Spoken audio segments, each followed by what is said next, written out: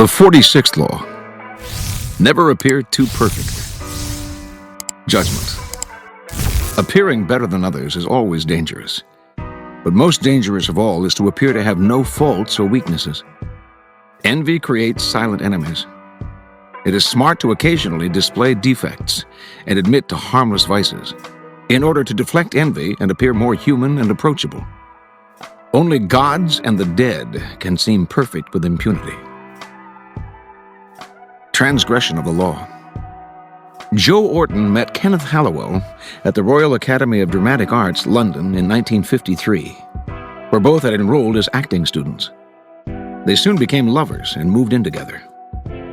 Halliwell, 25 at the time, was 7 years older than Orton and seemed the more confident of the two. But neither had much talent as actors, and after graduating, having settled down together in a dank London apartment, they decided to give up acting and collaborate as writers instead. Halliwell's inheritance was enough to keep them from having to find work for a few years, and in the beginning, he was also the driving force behind the stories and novels they wrote. He would dictate to Orton, who would type the manuscripts, occasionally interjecting his own lines and ideas. Their first efforts attracted some interest from literary agents, but it sputtered. The promise they had shown was leading nowhere. Eventually, the inheritance money ran out, and the pair had to look for work. Their collaborations were less enthusiastic and less frequent. The future looked bleak. In 1957, Orton began to write on his own. But it wasn't until 5 years later, when the lovers were jailed for 6 months for defacing dozens of library books, that he began to find his voice. Perhaps not by chance.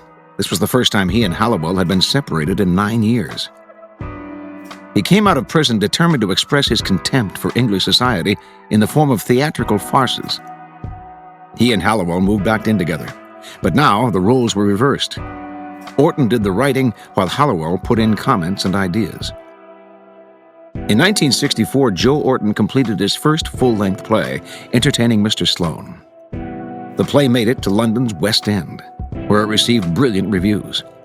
A great new writer had emerged from nowhere. Now success followed success at a dizzying pace. In 1966, Orton had a hit with his play Loot, and his popularity soared. Soon commissions came in from all sides, including from the Beatles, who paid Orton handsomely to write them a film script. Everything was pointing upwards, everything except Orton's relationship with Kenneth Halliwell. The pair still lived together, but as Orton grew successful, Halliwell began to deteriorate. Watching his lover become the center of attention, he suffered the humiliation of becoming a kind of personal assistant to the playwright, his role in what had once been a collaboration growing smaller and smaller. In the 1950s, he had supported Orton with his inheritance. Now Orton supported him. At a party or among friends, people would naturally gravitate towards Orton. He was charming, and his mood was almost always buoyant. Unlike the handsome Orton, Halliwell was bald and awkward. His defensiveness made people want to avoid him. With Orton's success, the couple's problems only worsened. Halliwell's moods made their life together impossible. Orton claimed to want to leave him and had numerous affairs, but would always end up returning to his old friend and lover. He tried to help Halliwell launch a career as an artist, even arranging for a gallery to show his work. But the show was a flop, and this only heightened Halliwell's sense of inferiority. In May of 1967, the pair went on a brief holiday together in Tangier, Morocco. During the trip, Orton wrote in his diary, "We sat talking of how happy we felt, and how it couldn't surely last. We'd have to pay for it. Or we'd be struck down from afar by disaster because we were, perhaps, too happy. To be young, good-looking, healthy, famous, comparatively rich, and happy is surely going against nature." Halliwell outwardly seemed as happy as Orton. Inwardly, though, he was seething. And 2 months later, in the early morning of August 10th, 1967, just days after helping Orton put the finishing touches to the wicked farce What the Butler Saw, undoubtedly his masterpiece, Kenneth Halliwell bludgeoned Joe Orton to death with repeated blows of a hammer to the head. He then took 21 sleeping pills and died himself, leaving behind a note that read, "If you read Orton's diary, all will be explained." interpretation. Kenneth Halliwell had tried to cast his deterioration as mental illness, but what Joe Orton's diaries revealed to him was the truth. It was envy, pure and simple, that lay at the heart of his sickness. The diaries, which Halliwell read on the sly, recounted the couple's days as equals and their struggle for recognition. After Orton found success, the diaries began to describe Halliwell's brooding, his rude comments at parties, his growing sense of inferiority. All of this Orton narrated with a distance that bordered on contempt. The diaries made clear Halliwell's bitterness over Orton's success. Eventually, the only thing that would have satisfied him would have been for Orton to have a failure of his own, an unsuccessful play, perhaps, so that they could have commiserated in their failure, as they had done years before. When the opposite happened, as Orton grew only more successful and popular, Halliwell did the only thing that would make them equals again. He made them equals in death. With Orton's murder, he became almost as famous as his friend, posthumously. Joe Orton only partly understood his lover's deterioration. His attempt to help Halliwell launch a career in art registered for what it was: charity and guilt. Orton basically had two possible solutions to the problem. He could have downplayed his own success, displaying some faults, deflecting Halliwell's envy. Or, once he realized the nature of the problem, he could have fled, as if Halliwell were a viper, as in fact he was, a viper of envy. Once envy eats away at someone, everything you do only makes it grow, and day by day it festers inside him. Eventually he will attack. Only a minority can succeed at the game of life, and that minority inevitably arouses the envy of those around them. Once success happens your way, however, the people to fear the most are those in your own circle, the friends and acquaintances you have left behind. Feelings of inferiority gnaw at them. The thought of your success only heightens their feelings of stagnation. Envy, which the philosopher Kierkegaard calls unhappy admiration, takes hold. You may not see it, but you will feel it someday, unless, that is, you learn strategies of deflection, little sacrifices to the gods of success. Either dampen your brilliance occasionally, purposefully revealing a defect, weakness, or anxiety, or attributing your success to luck, or simply find yourself new friends. Never underestimate the power of envy. Observance of the law. The merchant class and the craft guilds to which medieval Florence owed its prosperity had created a republic that protected them from the oppression by the nobility. Since high office could only be held for a few months, no one could gain lasting dominance.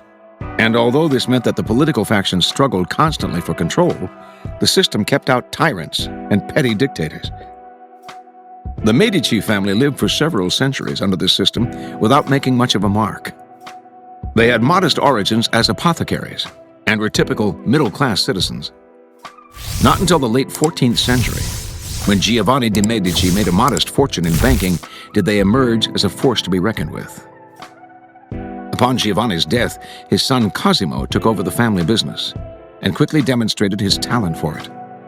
The business prospered under his control, and the Medicis emerged as one of the preeminent banking families of Europe. But they had a rival in Florence. Despite the city's republican system, one family, the Albizzis, had managed over the years to monopolize control of the government, forging alliances that allowed them to constantly fill important offices with their own men. Cosimo didn't fight this, and in fact gave the Albizzis his tacit support. At the same time, while the Albizzis were beginning to flaunt their power, Cosimo made a point of staying in the background. Eventually, however, the Medici wealth could not be ignored, and in 1433, feeling threatened by the family, the Albizzis used their government muscle to have Cosimo arrested on charges of conspiring to overthrow the Republic. Some in the Albizzi faction wanted Cosimo executed. Others feared this would spark a civil war. In the end, they exiled him from Florence. Cosimo didn't fight the sentence. He left quietly. Sometimes he knew it is wiser to bide one's time and keep a low profile. Over the next year, the Albizzis began to stir up fears that they were setting up a dictatorship. Meanwhile, Cosimo, using his wealth to advantage, continued to exert influence on Florentine affairs, even from exile.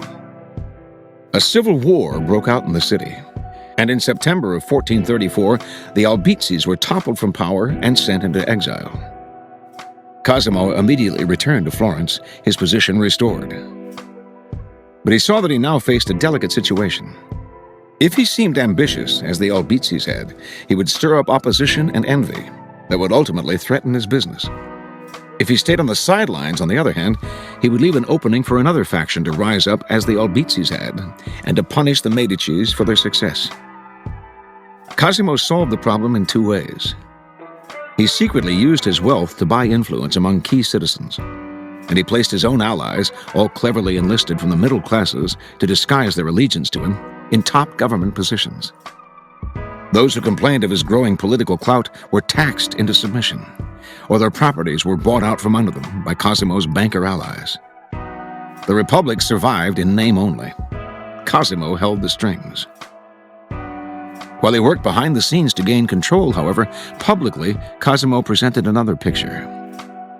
When he walked through the streets of Florence, he dressed modestly, was attended by no more than one servant, and bowed deferentially to magistrates and elder citizens.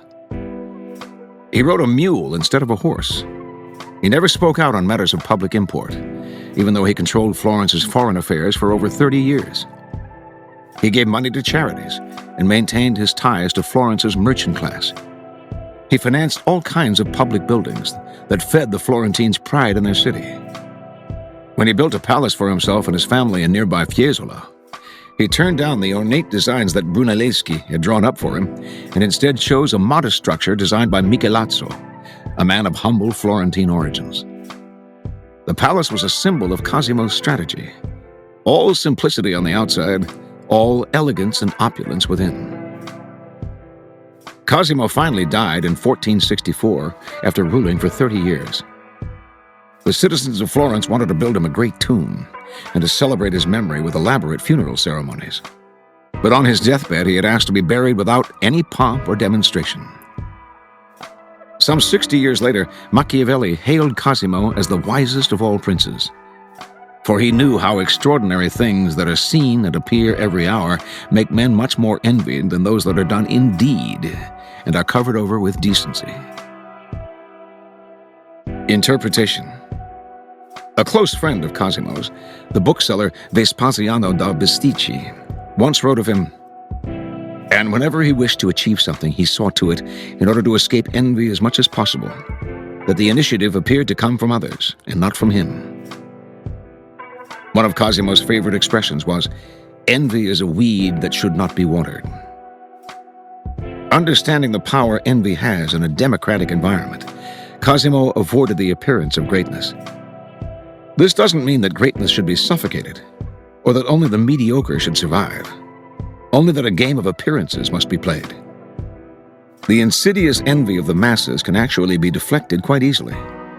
Appear as one of them, in style and values. Make alliances with those below you, and elevate them to positions of power to secure their support in times of need. Never flaunt your wealth, and carefully conceal the degree to which it has bought influence. Make a display of deferring to others, as if they were more powerful than you. Cosimo de' Medici perfected this game. He was a consummate con artist of appearances. No one could gauge the extent of his power. His modest exterior hid the truth. Never be so foolish as to believe that you are stirring up admiration by flaunting the qualities that raise you above others. By making others aware of their inferior position, you are only stirring up unhappy admiration or envy, which will gnaw away at them until they undermine you in ways you cannot foresee. The fool dares the gods of envy by flaunting his victories. The master of power understands that the appearance of superiority over others is inconsequential next to the reality of it. As Plutarch said, "Of all the disorders of the soul, envy is the only one no one confesses to." Keys to power. The human animal has a hard time dealing with feelings of inferiority. In the face of superior skill, talent, or power, we are often disturbed and ill at ease. This is because most of us have an inflated sense of ourselves. And when we meet people who surpass us, they make it clear to us that we are in fact mediocre, or at least not as brilliant as we had thought. This disturbance in our self-image cannot last long without stirring up ugly emotions. At first, we feel envy. If only we had the quality or skill of the superior person, we would be happy. But envy brings us neither comfort nor any closer to equality. Nor can we admit to feeling it, for it is frowned upon socially. To show envy is to admit to feeling inferior. To close friends, we may confess our secret, unrealized desires, but we will never confess to feeling envy. So it goes underground. We disguise it in many ways, like finding grounds to criticize the person who makes us feel it. He may be smarter than I am, we say, but he has no morals or conscience. Or he may have more power, but that's because he cheats. If we don't slander him, perhaps we praise him excessively, another of envy's disguises. There are several strategies for dealing with the insidious, destructive emotion of envy. First, accept the fact that there will be people who will surpass you in some way, and also the fact that you may envy them. But make that feeling a way of pushing yourself to equal or surpass them someday. Let envy turn inward, and it poisons the soul. Expel it outward, and it can move you to greater heights. Second, understand that as you gain power, those below you will feel envious of you. They may not show it, but it is inevitable. Do not naively accept the facade they show you. Read between the lines of their criticisms, their little sarcastic remarks, the signs of backstabbing, the excessive praise that is preparing you for a fall, the resentful look in the eye. Half the problem with envy comes when we don't recognize it until it is too late. Finally, expect that when people envy you, they will work against you insidiously. They will put obstacles in your path that you will not foresee, or that you cannot trace to their source. It's hard to defend yourself against this kind of attack. And by the time you realize that envy is at the root of a person's feelings about you, it's often too late. Your excuses, your false humility, your defensive actions only exacerbate the problem.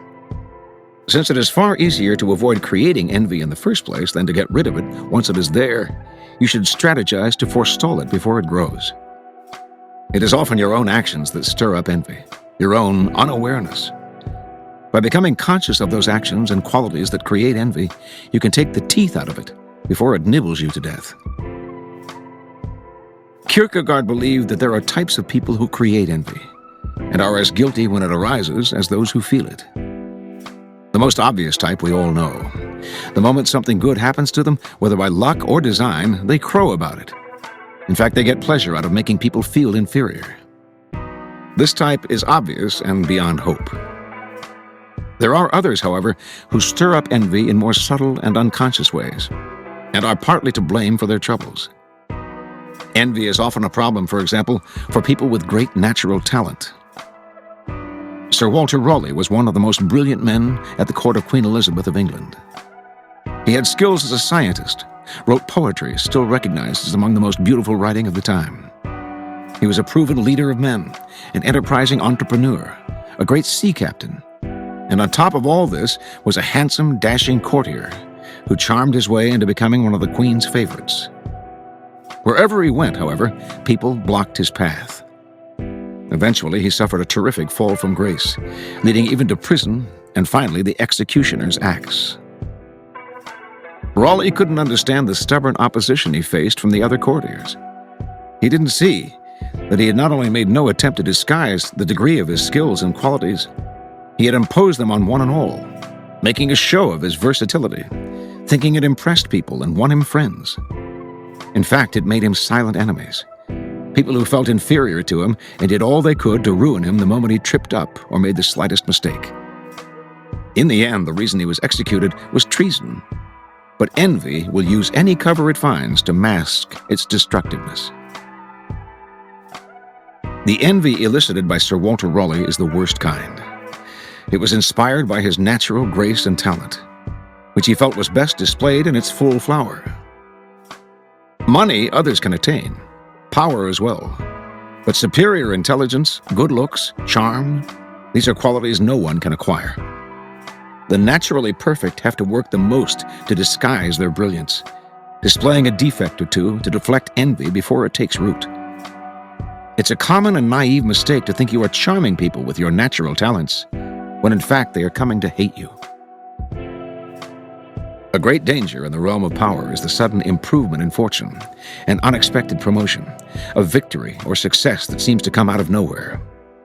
This is sure to stir up envy among your former peers. When Archbishop de Retz was promoted to the rank of cardinal in 1651, he knew full well that many of his former colleagues envied him. Understanding the foolishness of alienating those below him, de Retz did everything he could to downplay his merit and emphasize the role of luck in his success. To put people at ease, he acted humbly and deferentially, as if nothing had changed. In reality, of course, he now had much more power than before. He wrote that these wise policies produced a good effect by lessening the envy which was conceived against me, which is the greatest of all secrets. Follow de Retz's example. Subtly emphasize how lucky you have been, to make your happiness seem more attainable to other people and the need for envy less acute. But be careful not to affect a false modesty that people can easily see through. This will only make them more envious. The act has to be good. Your humility and your openness to those you have left behind have to seem genuine. Any hint of insincerity will only make your new status more oppressive. Remember, despite your elevated position, it will do you no good to alienate your former peers. Power requires a wide and solid support base, which envy can silently destroy. Political power of any kind creates envy, and one of the best ways to deflect it before it takes root is to seem unambitious. When Ivan the Terrible died, Boris Godunov knew he was the only one on the scene who could lead Russia. But if he sought the position eagerly, he would stir up envy and suspicion among the boyars. So he refused the crown, not once, but several times. He made people insist that he take the throne. George Washington used the same strategy to great effect. First, in refusing to keep the position of Commander-in-Chief of the American Army. Second, in resisting the presidency. In both cases, he made himself more popular than ever. People cannot envy the power that they themselves have given a person who does not seem to desire it.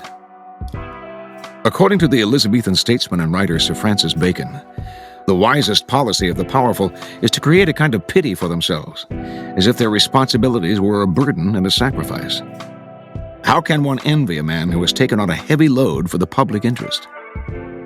Disguise your power as a kind of self-sacrifice rather than a source of happiness, and you make it seem less enviable.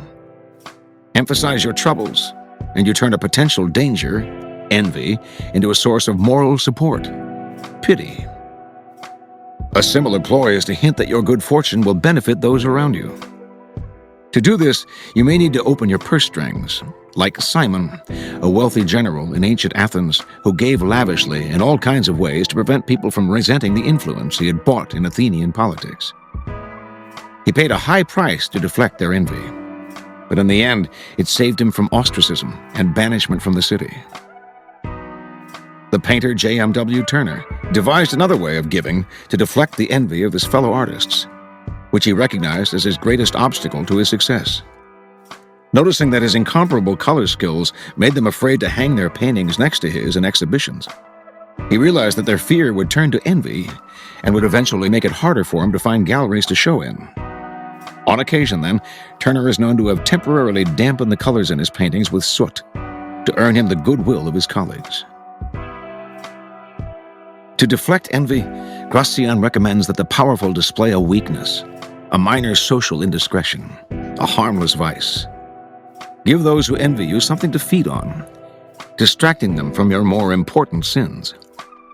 Remember, it is the reality that matters. You may have to play games with appearances, but in the end, you will have what counts, true power. In some Arab countries, a man will avoid arousing envy by doing as Cosimo de' Medici did, by showing his wealth only on the inside of his house. Apply this wisdom to your own character. Beware of some of envy's disguises. Excessive praise is an almost sure sign that the person praising you envies you. They are either setting you up for a fall, it will be impossible for you to live up to their praise, or they are sharpening their blades behind your back. At the same time, those who are hypercritical of you, or who slander you publicly, probably envy you as well. Recognize their behavior as disguised envy, and you keep out of the trap of mutual mudslinging, or of taking their criticisms to heart. Win your revenge by ignoring their measly presence.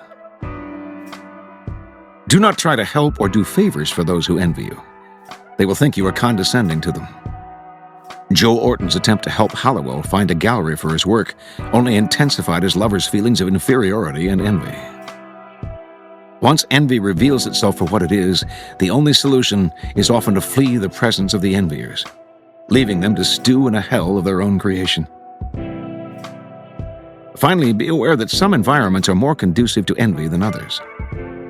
The effects of envy are more serious among colleagues and peers, where there is a veneer of equality. Envy is also destructive in democratic environments, where overt displays of power are looked down upon. Be extra sensitive in such environments. The filmmaker Ingmar Bergman was hounded by Swedish tax authorities because he stood out in a country where standing out from the crowd is frowned on. It is almost impossible to avoid envy in such cases, and there is little you can do but accept it graciously and take none of it personally. As Thoreau once said, "Envy is the tax which all distinction must pay." Reversal. The reason for being careful with the envious is that they are so indirect and will find innumerable ways to undermine you. But treading carefully around them will often only make their envy worse. They sense that you are being cautious, and it registers as yet another sign of your superiority. That is why you must act before envy takes root. Once envy is there, however, whether through your fault or not, it is sometimes best to affect the opposite approach. Display the utmost disdain for those who envy you. Instead of hiding your perfection, make it obvious. Make every new triumph an opportunity to make the envious squirm. Your good fortune and power become their living hell. If you attain a position of unimpeachable power, their envy will have no effect on you, and you will have the best revenge of all. They are trapped in envy while you are free in your power.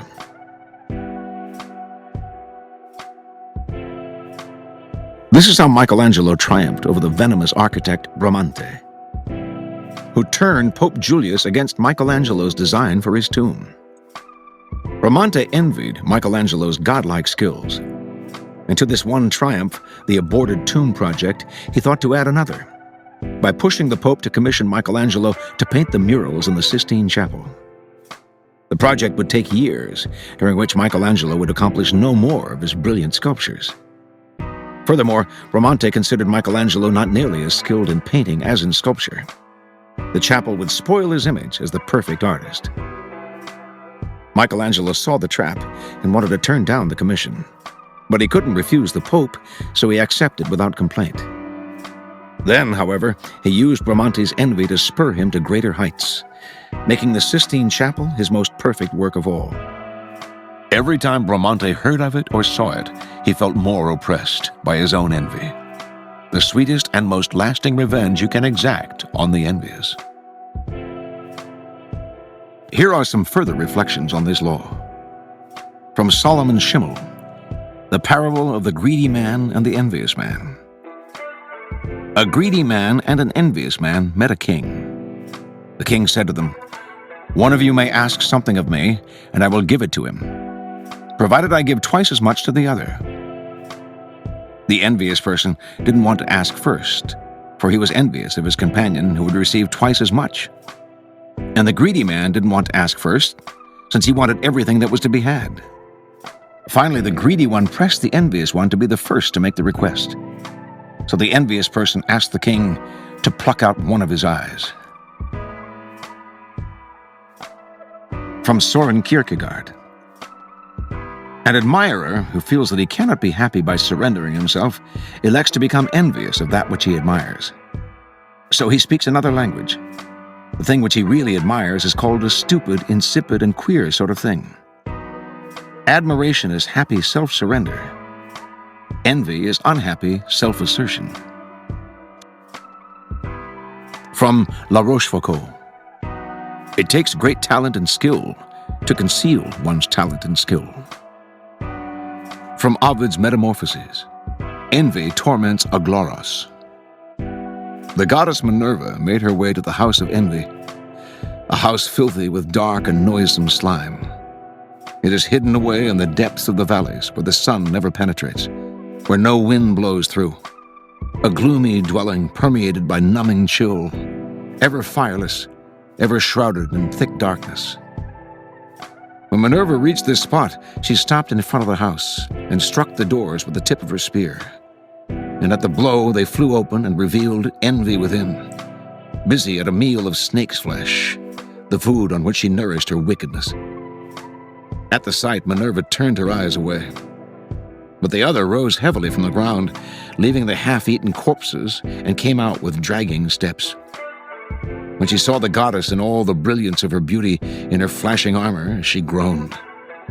Envy's face was sickly pale, her whole body lean and wasted, and she squinted horribly. Her teeth were discolored and decayed, her poisonous breast of a greenish hue, and her tongue dripped venom. Only the sight of suffering could bring a smile to her lips.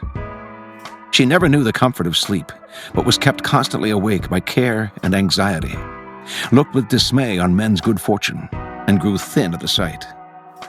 Gnawing at others and being gnawed, she was herself her own torment. Minerva, in spite of her loathing, yet addressed her briefly. Instill your poison in one of Cecrop's daughters. Her name is Aglaros. This is what I require of you. Without another word, she pushed against the ground with her spear, left the earth, and soared upwards. From the corner of her eye, the other watched the goddess out of sight, muttering and angry that Minerva's plan should be successful. Then she took her staff, all encircled with thorny briars, wrapped herself in dark clouds, and set forth. Wherever she went, she trampled down the flowery fields, withered up the grass, seared the treetops, and with her breath tainted the peoples, their cities and their homes, until at length she came to Athens, the home of wit and wealth, peaceful and prosperous. She could scarcely refrain from weeping when she saw no cause for tears. Then entering the chamber of Cecrop's daughter, she carried out Minerva's orders. She touched the girl's breast with a hand dipped in malice, filled her heart with spiky thorns, and breathing in a black and evil poison, dispersed it through her very bones, instilling the venom deep in her heart. That the reason for her distress might not be far to seek, she set before Aglaros' eyes a vision of her sister, of that sister's fortunate marriage with the god Mercury, and of the god in all his handsomeness, and she exaggerated the glory of it all. So Aglaros was tormented by such thoughts, and the jealous anger she concealed ate into her heart. Day and night she sighed, unceasingly wretched, and in her utter misery wasted away in a slow decline, as when ice is melted by the fitful sun.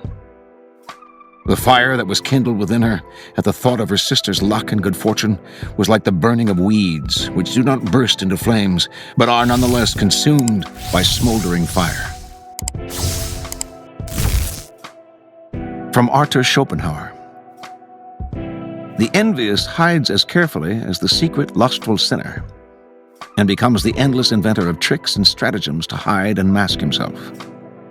Thus he is able to pretend to ignore the superiority of others which eats up his heart, as if he did not see them, nor hear them, nor were aware of them, nor had ever heard of them. He is a master simulator. On the other hand, he tries with all his power to connive and thus prevent any form of superiority from appearing in any situation. And if they do, he casts on them obscurity, hypercriticism, sarcasm, and calumny, like the toad that spits poison from its hole.